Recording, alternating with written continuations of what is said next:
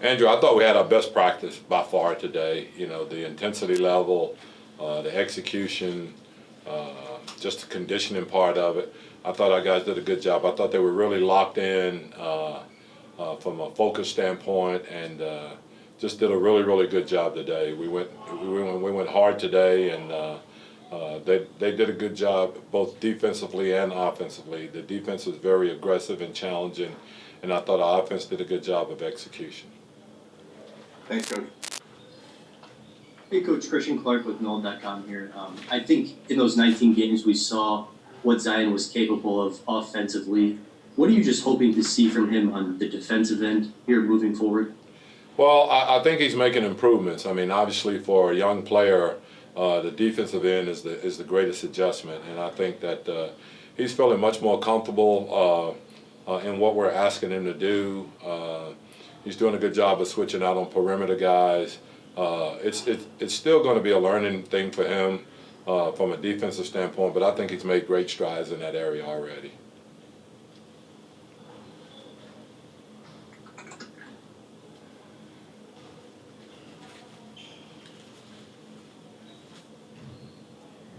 Ali, go ahead. Hey, Coach, yesterday you talked about not wanting to use the word training camp at all and basically just resume from where you guys stopped. How are you able to do that considering the guys haven't played together for 4 months?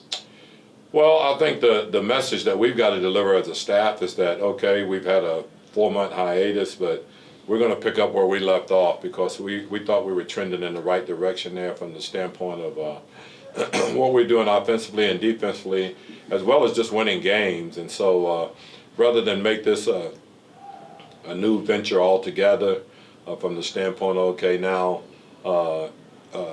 you know, we're going to start from scratch, I think what we needed to do is start from where we left off, and that was, you know, our defense was trending in the right direction.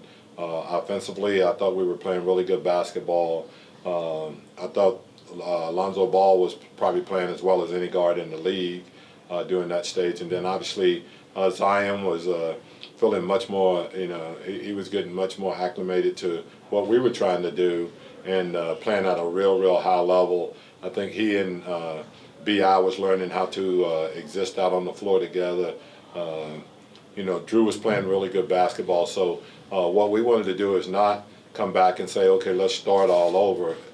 Basically what the message we were trying to deliver is like, let's start where we left off, because we were doing exactly what we wanted to be doing, and that was playing our best basketball as the season was winding down. Hey, Coach, this is Jim. Hey, Jimmy. When you look back at, obviously we're going to be talking later today to two guys that have been key this season off the bench. When you look back at the turnaround that happened in season, how important do you think the bench was to that, and how key do you think it's going to be just under these circumstances that have the depth that you guys have? Well, our bench has been key all along. You know, it doesn't matter who we played off there. At some stage, our bench has been really a deciding factor in some games, or had the ability to get us in games where we had rough starts or slow starts. So we depend on our bench because we do have good depth there. And when guys have gotten hurt, our bench has been able to step in a guy as a starter and do a good job for that particular game or a few games if we needed them. So you have to have depth, I think. I think depth's going to hurt the team. I mean, going to really help the teams down here that have good depth because it is something that is brand new to really all the players. And this time of year and playing at this time of year is not something that they're really kind of accustomed to. So it'll be an adjustment, and I think the teams that have deep benches will benefit from that. Coach, one of the things you said yesterday that you liked about this team is that everybody seems to understand their role. As the season went on, what role did you feel like Josh Hart kind of settled into for this team? Well, really kind of like a utility infielder, really, you know, our utility player altogether, really. You know, he could play, you know, 2, 3, 4, you know, for us.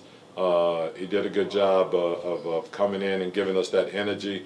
He's a really good rebounder at his position. So I just felt like we could put him in most situations, and he's able to guard up, and by that I mean we can put him on 6'9", 6'10" guys, and he does a good job of fighting and battling there. So I think he'd settled into that role, and I think it was a role that was very beneficial to our team because of his versatility.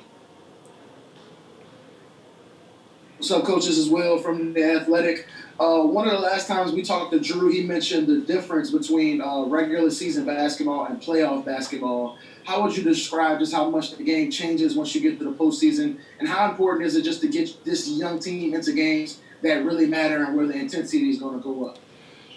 Well, first of all, playoff basketball is just it's an entirely different thing, really, from an intensity standpoint, from a physicality standpoint. It's always been that way. So you have to get you guys, accustomed to playing really at a different level from a physicality standpoint. And it's just the intensity of the game in general, just the stress factor in the games, and how much pressure you're under on every single game, because one game could be the difference in the series. So it's just it's a normal. It's like a different kind of basketball, but it's exciting, and I think guys like it. And usually when you get into a playoff situation, you're playing on adrenaline a lot also, so the energy is always there.